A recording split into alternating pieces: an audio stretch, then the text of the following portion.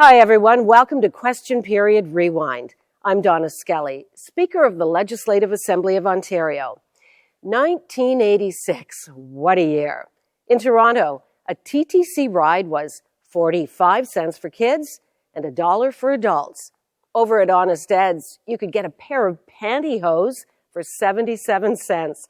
And the population of Ontario was about 9 million people. Now, let's see what the hot topics were for the province at that time.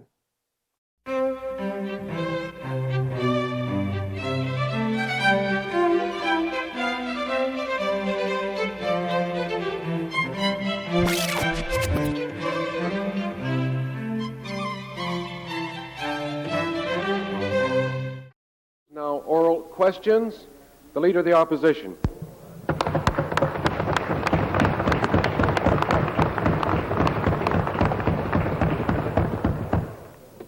Speaker, my question in the absence of the former Minister of Health is to the Premier.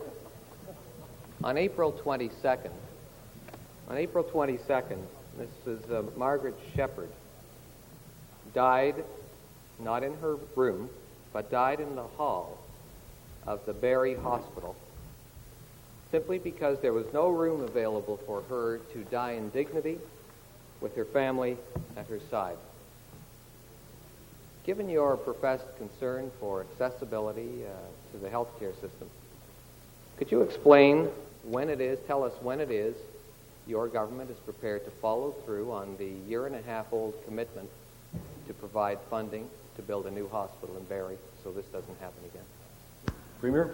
Speaker, I'm very sorry. I'm not familiar with the particular case that you raised in this House, but I will ask for a report from the hospital and report back to you on any circumstances surrounding that. As you know, in fact, your second question, the Minister is working on a capital program and will be announced, I can't give you a specific date, but the not-too-distant future. Supplementary? The Minister is not today working on a capital program. He's hiding from the rally out front while the member for Humber has the courage to go out and stake his convictions in front of the people in front of us.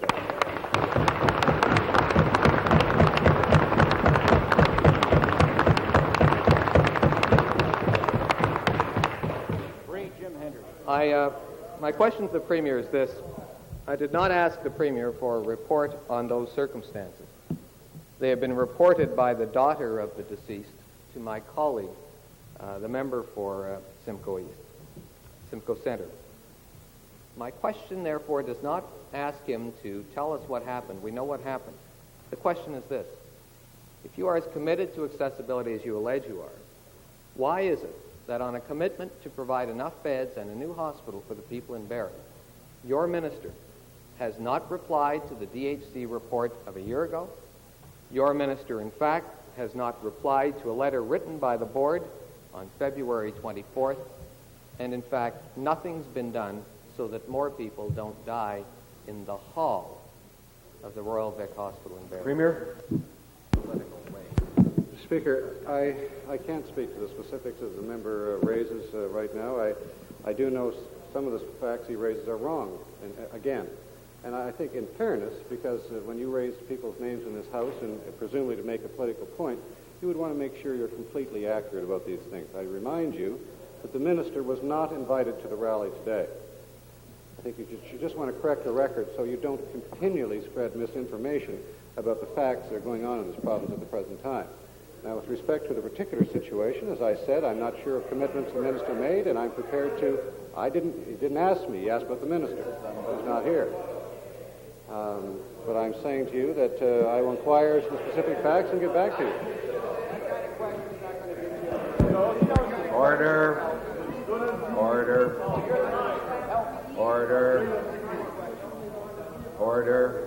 Final supplementary. Mr. Speaker, I wish to apologize to the former Minister of Health.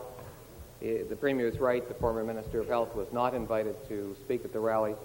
However, we might have thought that the Premier, having decided to duck out of the opportunity, might have nominated his Minister of Health to go out in front of the building, or perhaps the acting Minister of Health, the Attorney General, or any member of cabinet to have the that your decency to supplementary? go out and address the province's doctors. So I apologize to the Minister of Supplementary? Health. I forgot he was a puppet.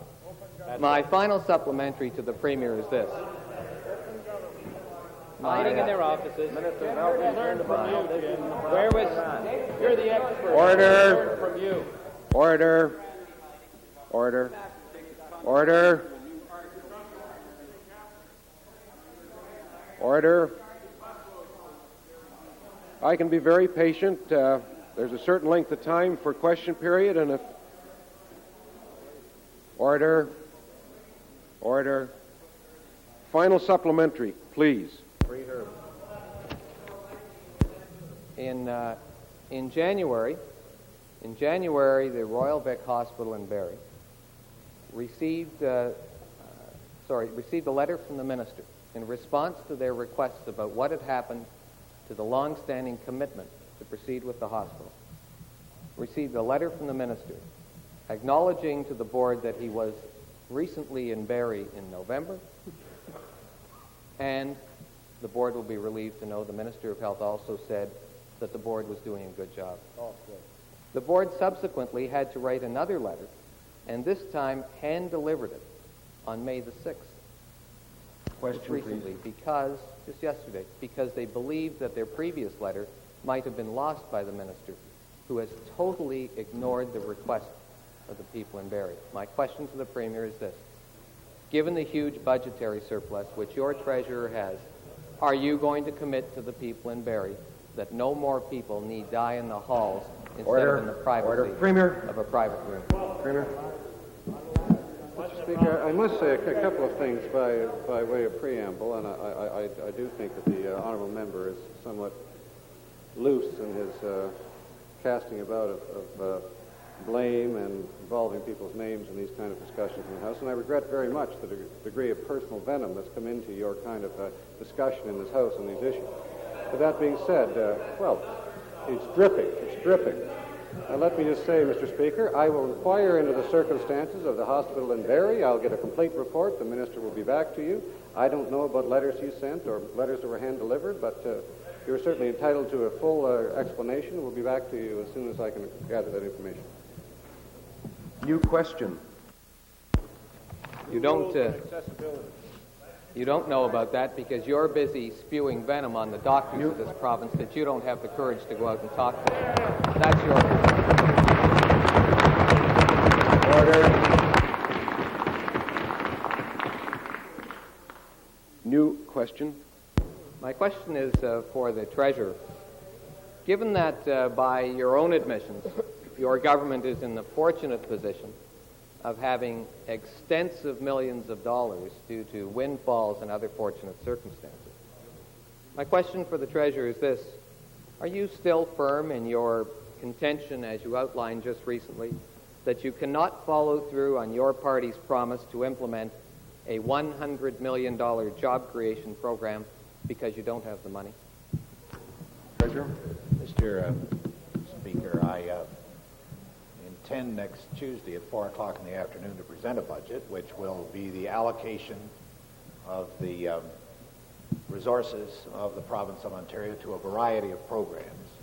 I don't think it would be appropriate for me to respond to a specific question of that nature this close to the time of the presentation of the budget.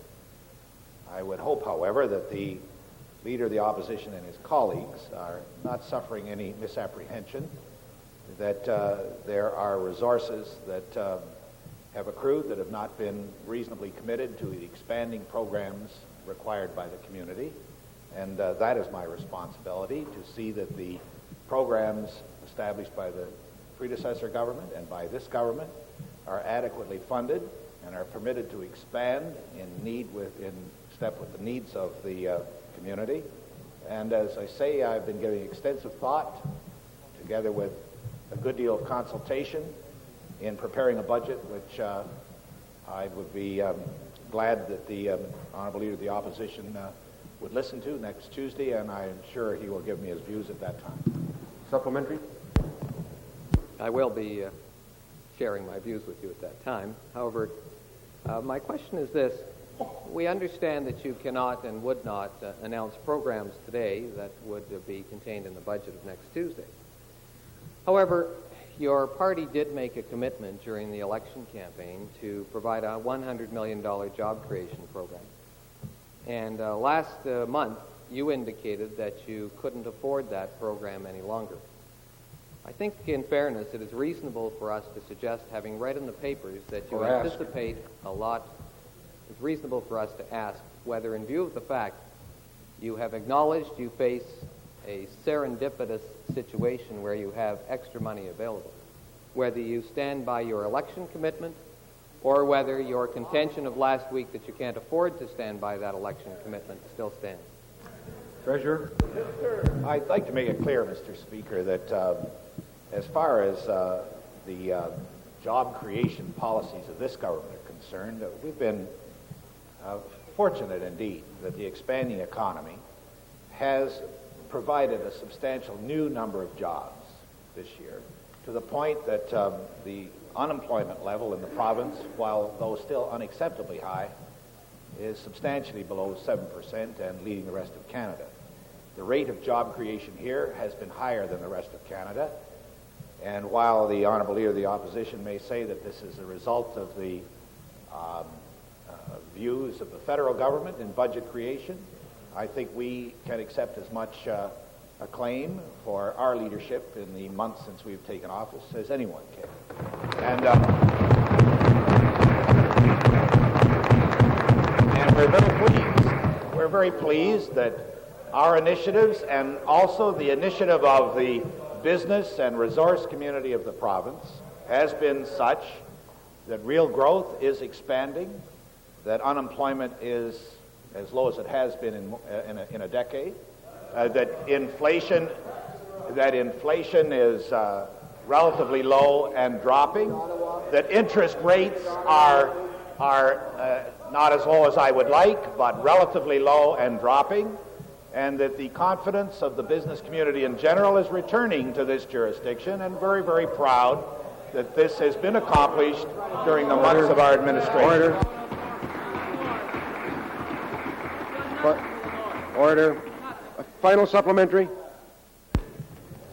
John Bullock will laugh when he hears and reads about your last statement that the confidence of the business community is returning. Might I ask the Treasurer this question?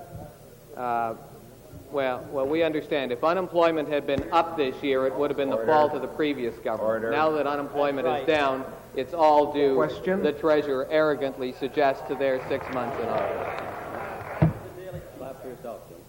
Well, listen, defend your friends when you get the opportunity to. Defend your friends when you get the chance to. Order.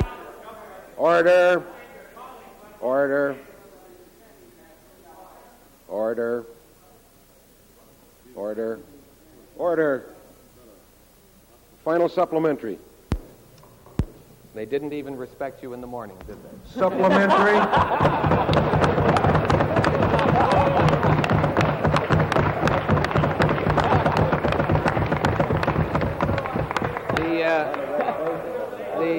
Give the ring back, Ross. Give the ring back. Give it back. It's all over. The Treasurer, the Treasurer has the Treasurer in his answer to the supplementary has pointed out how many times, how many jobs have been created in this province in the last year.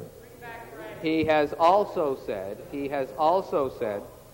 that he's not sure if he can afford the $100 million promised job creation program. Was his supplementary answer meant to indicate to this House that he stands by his contention that he can't afford the $100 million job creation program as promised? Treasurer. Mr. Speaker, it's our intention to fulfill the commitments made in the election campaign when we feel that we can do so. But I think it's also important that we realize that the changing requirements of the community have to be met by this government, just as our predecessors tried so to do when they had that responsibility. That we are looking at these changes because while we're both aware of the buoyancy and stability of the economy, we are also aware of many communities and sectors in the economy which are not sharing in that buoyancy. That I think that it is my responsibility and that of my colleagues to see that our programs relate to the commitments made on an electoral basis and also meet the needs of the economy as we see it at this time. And I hope that when you examine the budget of the province next Tuesday, you will agree that we have accomplished that and will see your way clear to giving us your support. New question, the member for York South. Speaker, I have a question for the Minister of Labour about his statement today, and I must say he's put us in a very difficult position because he's presented us with some information which, having presented us with it, he says now we can't talk about it because it's going to endanger the prosecution process, and then he makes a statement which, if I may say so, is extremely argumentative, and if I may also put it this way, and as charitably as possible, at considerable variance with the facts as we understand the facts to be. So therefore I'm going to put this statement to the Minister. He said, and I quote, "The delay in processing them," meaning the charges, "has been occasioned only by the necessity to ensure that the officials to be charged are properly identified." How can the Minister say that and write that and stand in his place and say that when he knows perfectly well that Mr. Alan Brown was killed on September the 6th, 1985, and it was not until March the 3rd, 1986, that an opinion was sought for from the Crown law officers with respect to this case? How can you stand in your place and say that when you know that the delay was caused by something else? Minister.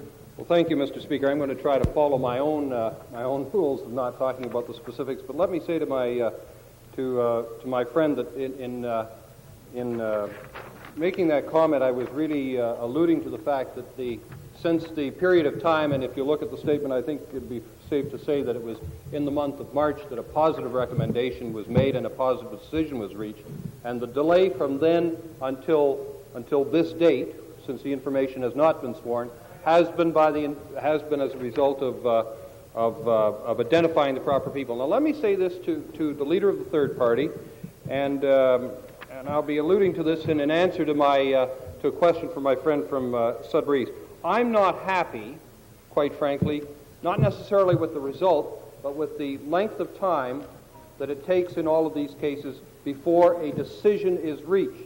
The decision, well, in some cases that long, Mr. Speaker, but in this case, the matter really started and has run for several months, and I'll acknowledge that. I think if you look at the details of this case, it has been a fairly complex matter. There have been a number of decisions that had to be taken, but Mr. Speaker, the point is that these matters are carefully considered, and my friend, the leader of the third party, who is a lawyer, knows that very often legal people will reach differing conclusions based on the same evidence. Mr. Speaker, with great respect to the Minister, that is complete and utter rubbish. It's complete rubbish. This charge was wandering around his ministry for 7 months. And I say with great respect to the Minister, there are people killed in many parts of this province in traffic accidents and in many other circumstances. Families and others do not have to wait for 7 months for a decision to be made with respect to a prosecution in most cases. We all know that. Why should people who are killed in industrial accidents receive a standard of justice which is so significantly different and lower and frankly crummier than the standard which most of us as citizens expect? No reason at all. When are you going to clear up that swamp in your ministry and deal with the delays that take months and leave the survivors of families out in the dark and not knowing what the hell's going on? Well, I see my friend, the leader of the third party, has picked up the rhetoric of his seatmate to his left. Let me just say that, and I will repeat again, Mr. Speaker, if I might, to the member and to the members of the House. I'll repeat that I have indicated very clearly, Mr. Speaker, I've indicated very clearly that to my own officials that in cases of fatalities, which are obviously the most extreme area where charges will be laid, we are to proceed with those matters on an urgent and on a priority basis. This minister is no happier than any member of the House when these matters are delayed and not brought forward in a timely manner. I will be monitoring that very closely, but I remind my friend, Mr. Speaker, that at the end of the road, and perhaps the road has been too long, but at the end of the road, the fact of the matter is, Mr. Speaker, a prosecution will be commenced in this instance. Final supplementary, the member for Sudbury East. And I'm sorry my rhetoric offends the minister that his department's called the swamp. I can't help that. That's what your inspectors call it. Let me ask the minister a supplementary question, however. The union, OPSU, contacted your ministry on October the 15th wanting to know why Mr. Bruce Gibbs, a former health and safety rep, was being invited and not the union itself that represents these people. And they, in fact, like me, want to know what a mediation process meeting is all about when discussing the possibility of prosecution. Can you tell me why your ministry ignored OPSU in totality, and what in God's name was the purpose of this silly mediation process when it was obvious that charges should be laid? Well, thank you, Mr. Speaker. I think my friend confuses the mediation. The mediation never had anything to do with prosecution. It had everything to do with the orders. I would have to double check as to why if Mr. Gibb was the former health and safety representative. However, he was notified by, and he's a member of Local 443 of OPSU, he was advised of the upcoming mediation after the appeal was launched. As I'm sure my friend understands, it's proper so to do. He, however, got in touch with Mr. DiMatteo, who on October the 10th advised the director of the Industrial Health and Safety Branch that he wished to be involved in the meeting, and since a meeting date had already been set, it had to be reset because Mr. DiMatteo was not available. At the end of the day, the ministry, at its choice, withdrew the appeal, and of course that ends the matter. The orders, Mr. Speaker, then completely stand. Order. New question. Member for York South. Speaker, a question to the Premier with respect to the tremendously difficult circumstances facing Northern Ontario today. I'm sure the Premier will be aware that a total of 4,500 jobs lost or threatened in Northern Ontario by various statements either announced or with respect to actual decisions or decisions that are being threatened to be made, which is, I would remind the Premier, 1.3% of the entire workforce in Northern Ontario in 1 month alone. I'd like to ask the Premier specifically with respect to the Kimberly-Clark situation, which, as I'm sure he will know, represents 1,000 jobs in the plant and 1,000 jobs in the woodland. And I wonder if the Premier has some sort of response to the statement by the president of the company who came to the communities in the North last week, some 4 or 5 weeks after he'd made announcements in the States, saying, "I cannot in good conscience pass along to the next generation of Kimberly-Clark management the Terrace Bay problems which all of us now face." I'd like to ask the Premier, what is he going to do to make sure that in making his decisions, the Georgia-based president of this company doesn't simply make decisions that pass on to the next generation of Northerners, Premier. the next generation of residents of the North, the problems which we all now face. Mr. Speaker, to the honourable member, the facts you bring to this House are accurate. It's not just this situation, there's others as well, and I can tell you there's no more troublesome problem for this government at the moment. And indeed for this entire province. I can tell you that the honourable minister has been there in the last couple of days.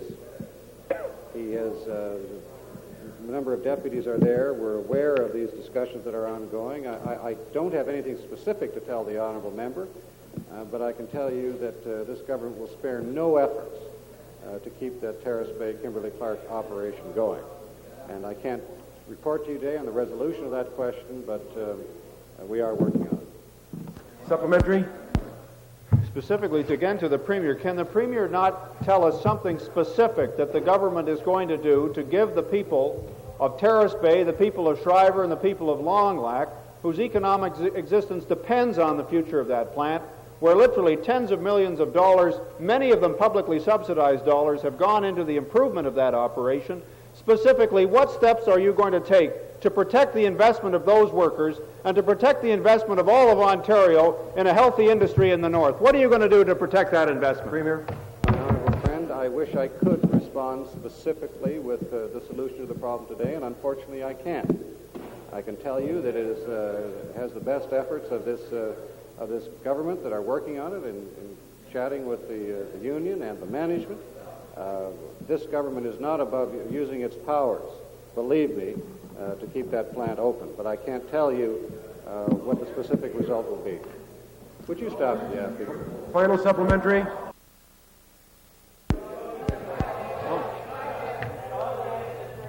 Mr. Speaker, Order. Final supplementary. To simply ask the Premier, in light of the answer, surely chatting is not the answer. This is not a question of going around the North chatting with people. This is a question of a crisis which affects town after town. What specific plans are you prepared to announce today? Or if not today, when are you prepared to announce a specific plan for capital investment in the North, for public encouragement, for private investment in the North that will protect the jobs that are there in our basic industries? Or else we're going to have two economies, an economy in the North which is sliding downhill and an economy in the South which is strong. Surely you don't want to see two Ontarios in the province in 1986. Speaker, the honourable member is quite right.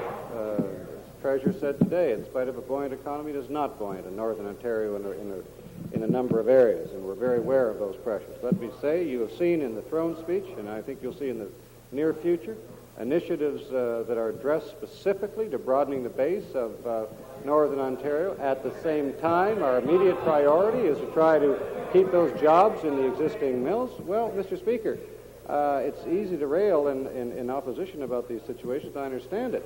But I can tell you we are working on each one of those specific problems in consultation with the various people involved. We're trying to seek a solution, and I think those things are possible. That being said, we have a long-term job of broadening the economic base, as I've said to you before. New question. Thank you, Mr. Speaker. Order. I have a question for The the member Minister for of St. the George. Environment. Minister, yesterday the Toronto Board of Health received some very alarming allegations from Dr. Joseph Cummins, a very well-known and respected geneticist at the University of Western Ontario.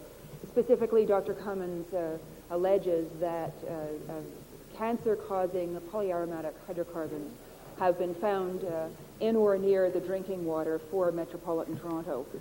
Can you tell this House what testing your ministry has done on the quality of water that is taken by all of the residents of metropolitan Toronto, and whether any such materials have been found as a result of those tests? Minister. I can tell the member that, first of all, I have heard Dr. Cummins on a number of occasions in a number of different locations in the province of Ontario, indicating his concerns, and I think they're probably genuine concerns, about drinking water across the province. The member would know that our ministry has been doing extensive testing across the province of Ontario under a drinking water surveillance program, and that includes the municipality of metropolitan Toronto. As soon as the results of those are forthcoming, we reveal those and announce them and indicate what has been found, what the parameters are, and so on. The latest testing that we have done has indicated, for instance, that there is no dioxin found in the drinking water of the municipality of metropolitan Toronto, and I think there was some concern because of other findings across the province of Ontario that could happen in our specific case, as we say here in Toronto, where we are today. We have not found that. The member would also know that we are striving to improve drinking water quality at all times in this province through a number of methods. I think the first thing that's important, as she knows, is establishing a significant base from which to determine what any problems might be, taking that base and then taking abatement action. And I've announced many times in the House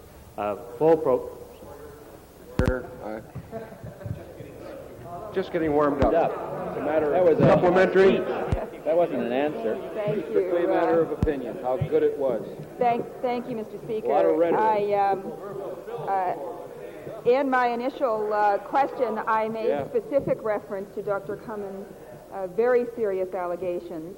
They were, as the Minister is aware, not allegations about the presence of dioxin, but specifically about the position of the hydrocarbons. He specifically noted them as being very serious agents, as cancer-causing, and leading in his area of concern to possible AIDS-related or AIDS-similar diseases and disorders.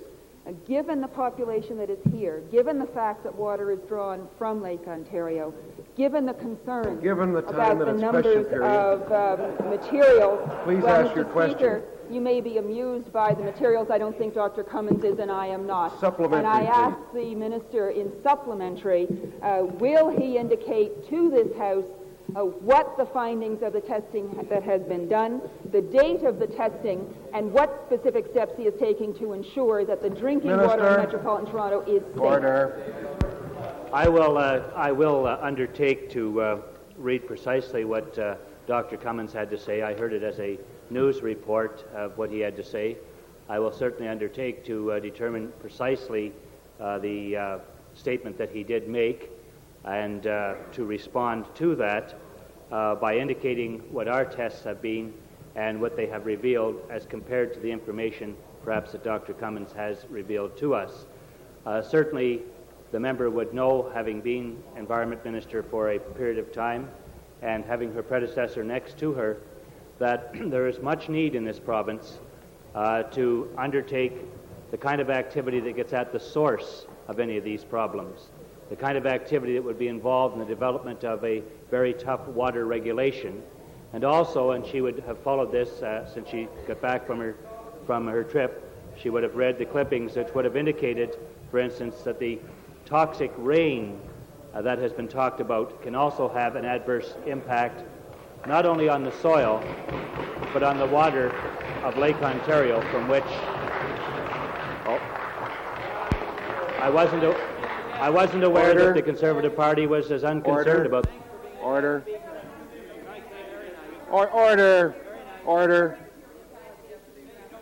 Order. Order. Order.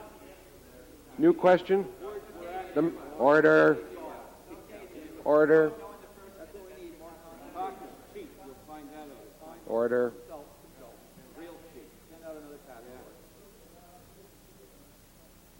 New question, the member for Algoma. Thank you, Mr. Speaker. I have a question for the Minister of Northern Development and Mines.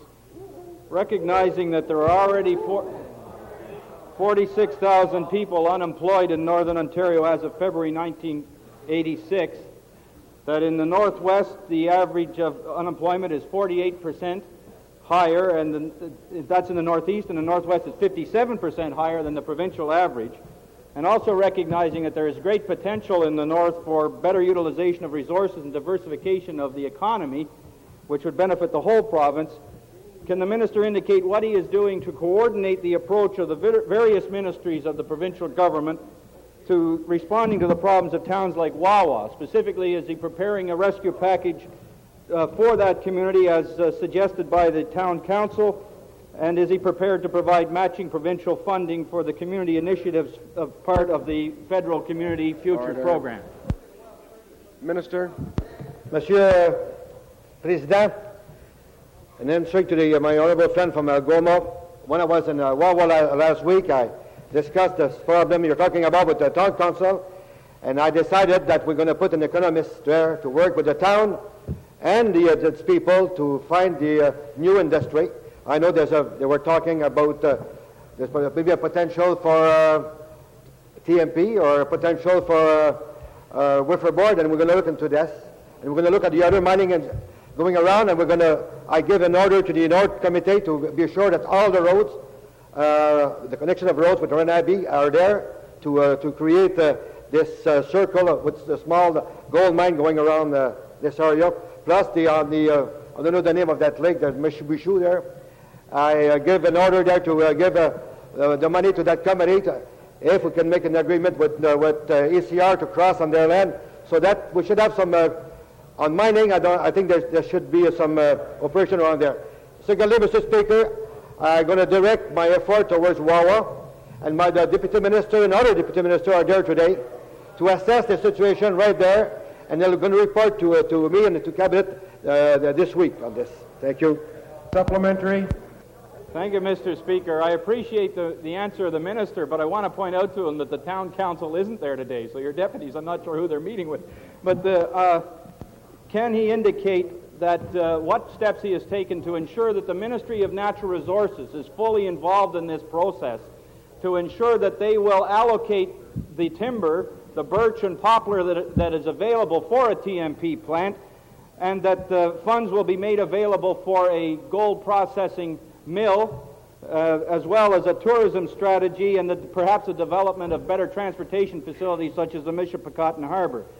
What is he doing to ensure that these specific programs are brought on stream, as well as meeting, as he has done, with the Council to discuss them?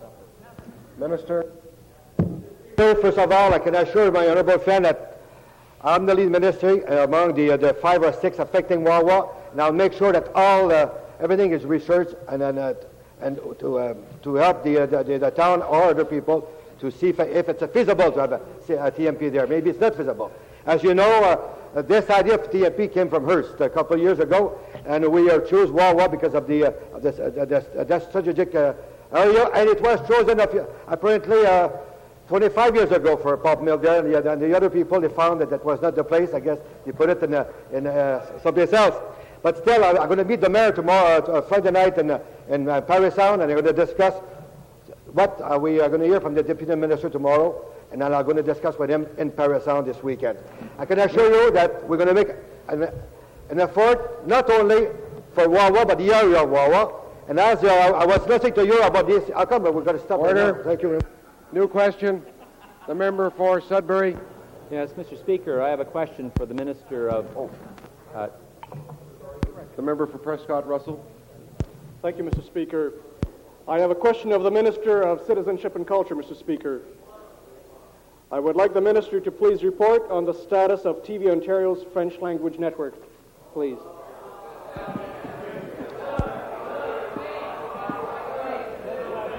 Thank you very much, Mr. Minister. Speaker.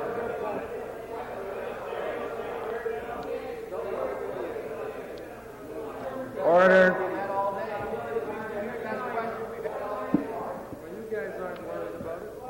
This ministry strongly supports the implementation of the new French language television programming network at TV Ontario.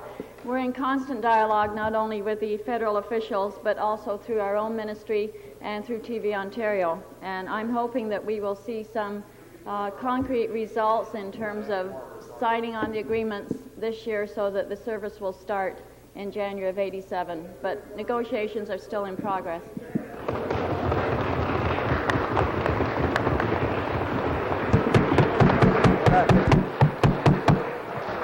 Supplementary. Supplement. Mr. Speaker, I think as a Franco-Ontarian I am very well interested in getting the answers, Mr. Speaker. And I thank the Minister for the answers. But my supplementary is I would like the Minister to report on the progress of with the relationship with the federal government pertaining to TV Ontario. There are rumors that there are problems with the federal government with that, or delays, and I would like to know. Minister. Thank you, Mr. Speaker. As the member will or may not be aware, the agreements which were started were as a result of initiatives by the former government. We continued those negotiations and made an announcement with the now Minister of Communications, Mr. Mass, in September of '85, and we have continued to work on those negotiations not only at the staff level but on a personal level. It is true that the expectations of people who value their French language and culture are very, very high, and what I can assure you is that this government and this ministry, and also some of my colleague ministers, including the Minister of Education and Mr. Graham Met, as well as backbench members, are also working on impressing on the federal government that we need the necessary dollars and other resources to make this dream come true. Thank you. The member for Sudbury. Yes, Mr. Speaker, I have a question for the Minister of Northern Development and Mines. Last October, you announced a $100 million development program for Northern Ontario, and you said at that time that you were going to set up 9 development councils, and that these councils would be established by December of '85. Municipalities, Minister, municipalities in Northern Ontario received a letter in April asking them to suggest names to be on these councils. The Sudbury Star in the paper today says these councils could be established by June. Are you really serious about northern development? That's 9 months that nothing has happened. Minister? Mr. Speaker, I don't know where my friend was since 9 months. Maybe he was sleeping. First of all, I didn't say that there will be before Christmas. I had to go. I had to follow the budget to the March the 31st. I told Mac that they'll be in place to the March the 31st. I got my okay from management board around March, and I made a statement over here. Then I started the process of consultation. I could have named all those things myself. I didn't want to do that. I was consulting. So they'll be announced in June next week. Starting next week, there'll be some every week. So by the end of May, they shall all be in place. So thank you very much, Mr. Speaker. Supplementary.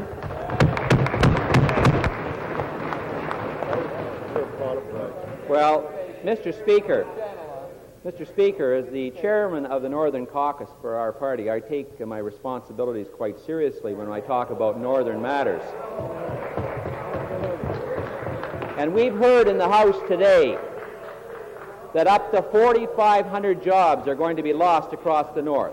We know that there's 1,500 jobs being lost in Sault Ste. Marie. We know that over 3,000 people, for example, are on welfare in Sudbury, 2/3 of them employable. We have a hemorrhage of jobs in Northern Ontario, and you've done nothing for 9 months.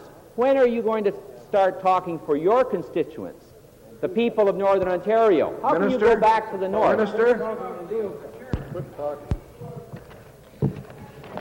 I made 68 trips to the north, and I'm still alive. Nobody killed me yet, Mr. Speaker. So it means that I must be doing something right. Otherwise, I won't be here today. Okay? The other place I didn't cover is Spickle Lake and Seven Lake yet, and I'm going to make it this week or next week. So don't worry. I'm well received at every community because I'm trying to this reerosion of jobs in Tim only this year. It started in 1978, and you did nothing for it neither, and you didn't bring any new industry in the north after the war. You just waited to get our forest money, and you didn't bring any industry, new industry in the north, except mining and the sawmill and pulp mill. Order. Order.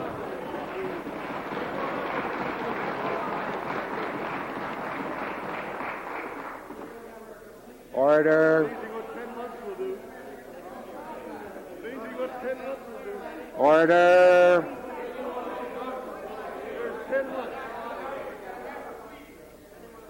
Order.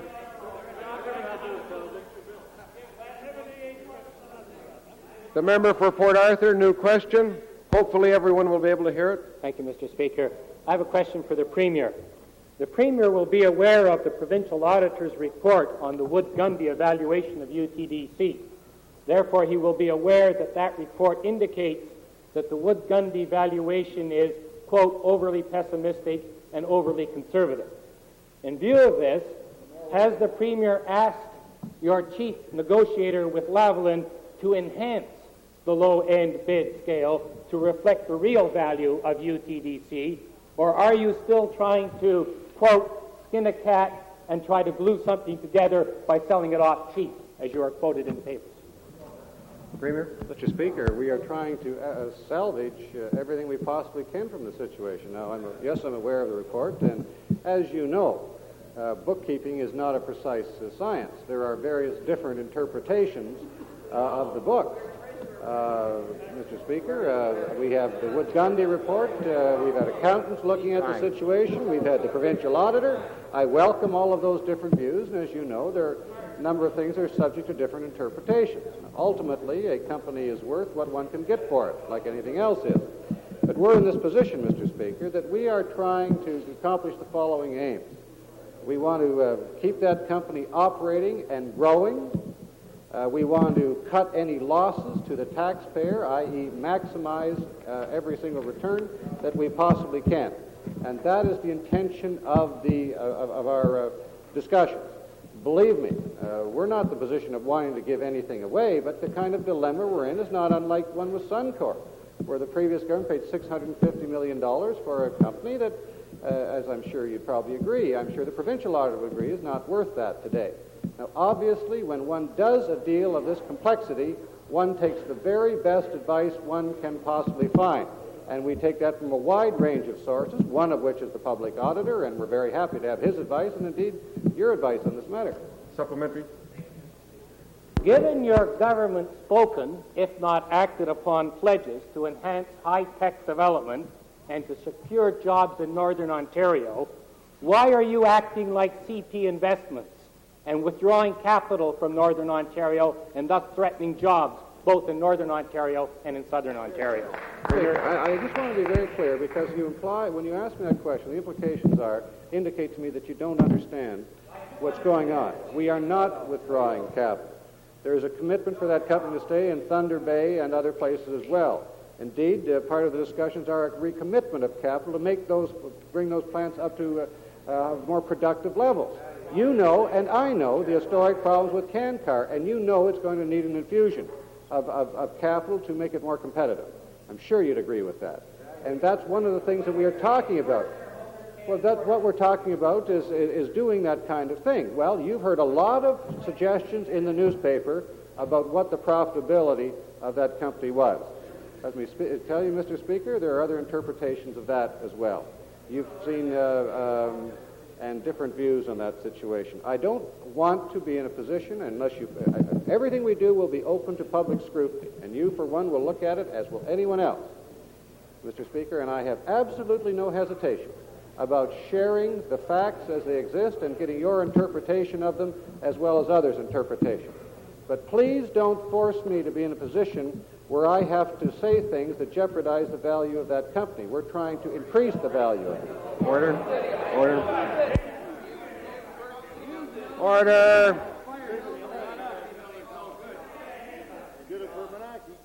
Order. Order. The Minister of Labour has a response to a question previously asked by some member. Thank you, Mr. Speaker. On Monday of this week, I guess it was, the honourable member for Sudbury East raised a number of questions regarding a fatality which occurred in September of last year at Stanley Mine in Elliott Lake.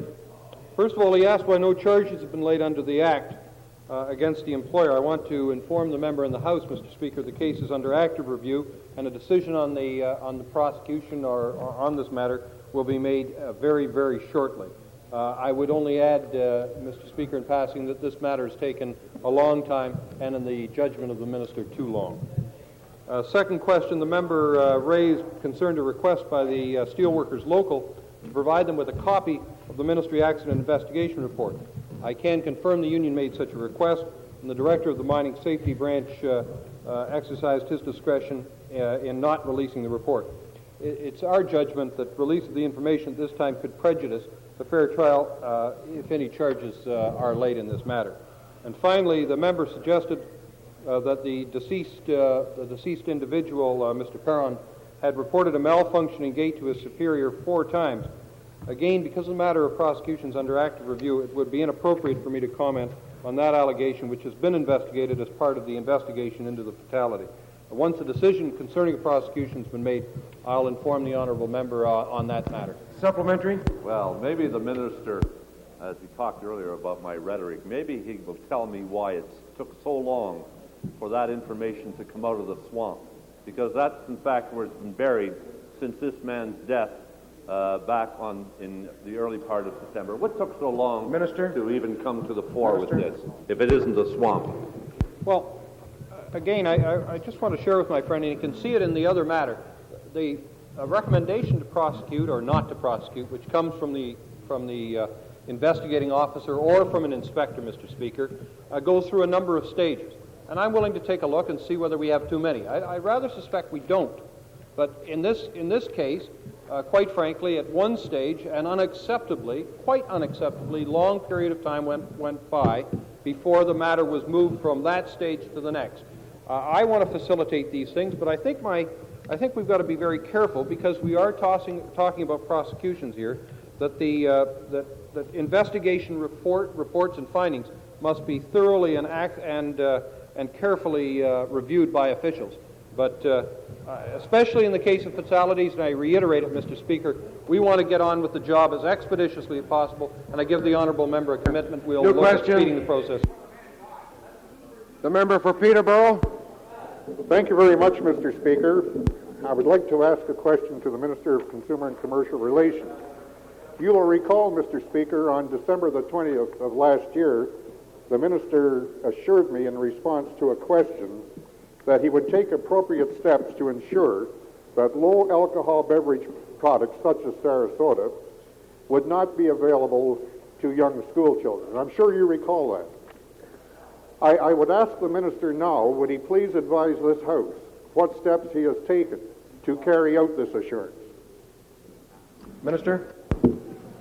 Mr. Speaker, members will remember that the product in question has less than 1% alcohol and is not covered under the Liquor Control Board regulations. As a result of the concerns raised by the member, I contacted both the manufacturer, the Liquor Control Board, and we are trying to get a voluntary compliance. There's no regulation that I comply because it doesn't come under the regulation. Supplementary? Well, thank you very much, Mr. Speaker, and you know, I would just point out there was a big ad in Toronto Star, and the manufacturer has taken the responsibility of saying Sarasota, the sparkling citrus cooler for adults. Now, in view of that, what am I to tell parents, such as Mrs. Reynolds, who lives up in the Orchard Park, Eglinton area, whose 10-year-old son went to a Becker's store and bought a bottle innocently, not knowing what the content was, and brought it home? This youngster, I understand, is asthmatic. He is on medication for the problem, and he was unaware, as his parents were unaware, of what the consequences may be, if any, of mixing the alcohol, low as it is, with the medication. And I would ask Order. With respect, I'm sure the honourable member realized very much how questions should be asked. I understand he asked the minister, what is he supposed to tell the parents? So I'm quite sure the minister's ready to answer that. All right, that's fine, Mr. Speaker, with all respect, Order. Minister. Mr. Speaker, the member quotes from a paper, and that is one of the responses that the industry accepted, that they would put into all of their publicity the caution that this was meant for adults. I should also point out that I am very concerned about the problem, but you also have to understand that there are many beneficial aspects to this product. For those people who are driving, it's a very extremely low alcohol product, and it serves a very beneficial role in that area. So it's something that is of concern, but it isn't widespread, and we are addressing the problem. Order. New question, the member for Sault Ste. Marie. Thank you, Mr. Speaker. New question. I have a question for the Minister of Northern Development and Mines.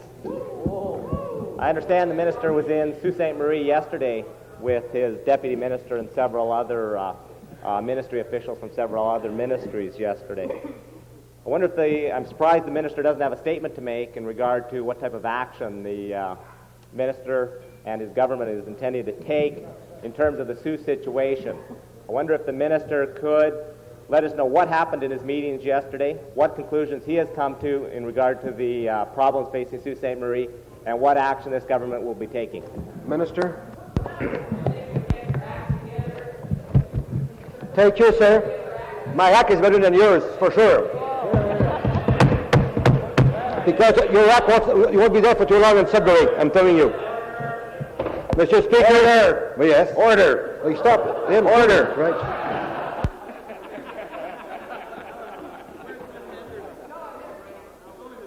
Order. This is a period for questions and responses, and I'd ask all members to refrain from making interjections, and if there are interjections made, I hope that all others will disregard the interjections. Minister. Mr. Speaker, in answer to my honourable friend from Sault Ste. Marie, first of all, yesterday my official met with Algoma. I met with the town and other people in the town. And there'll be in union, they were met last week, okay? And today, there'll be other meetings in your area with the union and the company. So we're working that together, and there'll be some announcement in time, because I got to have the report from the deputy minister who were there, and I got to discuss that with my premier, and we're going to report to you shortly. Thank you, Mr. Speaker. Supplementary? One of the concerns in the Sioux has to be whether, in fact, it's a city or whether it will be a town in the future, as you refer to it. In the area of jobs, can the minister state that his policy that he will be working towards is the bringing of jobs to the north rather than the bringing of the people of the north to the south to find the jobs that are growing down here? Right on. What is your intention? Is it bringing jobs to people or bringing the people down here to the jobs? Mr. Speaker, first of all, I'm a married man. I got young kids too in Hearst, and I want this to show you, Mr. Honorable friend from Sault Ste. Marie, that I want our children to stay there in the north and to live there. And our policy from now on, we're going to try to have a strategy, an economic strategy, and a tourist strategy to have those jobs in the north. Because we waited 42 years for all those plants that was built over here, and it never came to the north. Now we're going to have to have a new direction. It's together we're going to do it. And yesterday, I got a good agenda from the Chamber of Commerce, from your economic committee, and from the town, and we're going to work at this together. Thank you very much, Mr. Speaker. New question. The member. And Minister of Economics. Since primarily because of the sound fiscal management of the former government, this government today will enjoy the fruits of approximately $3 billion of windfall revenue. And since $700 million of that is as a result of the pain of the tax bite that he put on the citizens of the province of Ontario last October, I wonder if the Treasurer might, with his magnanimity intact, demonstrate that he's a generous man and remove his iniquitous gasoline tax and replace it with the ad valorem tax, which would immediately reduce gasoline by about 3 cents a litre to the benefit of all citizens of Ontario.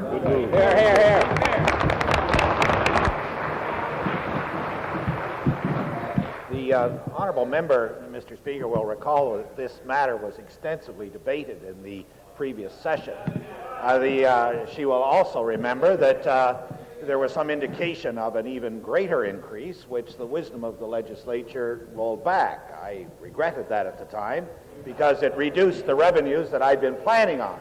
But even at that, Mr. Speaker, you would be aware that the province of Ontario taxes gasoline and other fuels at the lowest level of any taxing jurisdiction in Canada except for Alberta. And for that reason, I think it is more appropriate, although we do not earmark the revenues, to be sure that our provincial roads and our various communication lines and transportation facilities are brought up to the mark after having been let go over a number of years, I suppose as an economy measure. And in this regard, I am not prepared to prejudge or even indicate what the budget might hold next week, but if I were the honourable minister, I wouldn't hold my breath. Supplementary? Mr. Speaker, I'm delighted to have that clinical recommendation from the Treasurer, since free, that's what it's worth as well. Mr. Speaker, the Treasurer will be aware, I'm sure, that the size of his windfall this year has nothing to do, Mr. Treasurer, with what this government has done. It's as a result of the growing economy in the United States, the growing Canadian economy, the sound foundation which was in place in this province, and the increased employment which was predicted last June, and the Treasurer decided last June that indeed our figures might be wrong. He's now had to eat crow. Isn't that a shame? Order. Would the honourable member... Would the honourable member take a breath and ask a question, please? Okay. thank you for that advice too, Mr. Speaker. I've now had it from both of you. I will take a breath. The question that I want to put is, if this treasurer is not willing to demonstrate that he has at least one scintilla of generosity for the taxpayers of this province in the gasoline tax area, would he consider seriously rolling back this additional personal income tax bite, which is going to be very painful for the citizens of this province come January of next year, when they begin to consider paying their income tax and find that there has been a considerable increase in that which has been levied by the province of Ontario. Your income tax will be way down. I want to make it clear, Mr. Speaker, that while I indicated the policies of this government have been advantageous to the economy of the province, we by no means take all of the credit. There's got to be some left for Mr. Mulrooney, who indicates that he is the person who has done it all. And politicians spend a lot of time, let's say they even waste a lot of time trying to get credit or to take credit away. So if you won't worry about it, I won't worry about it.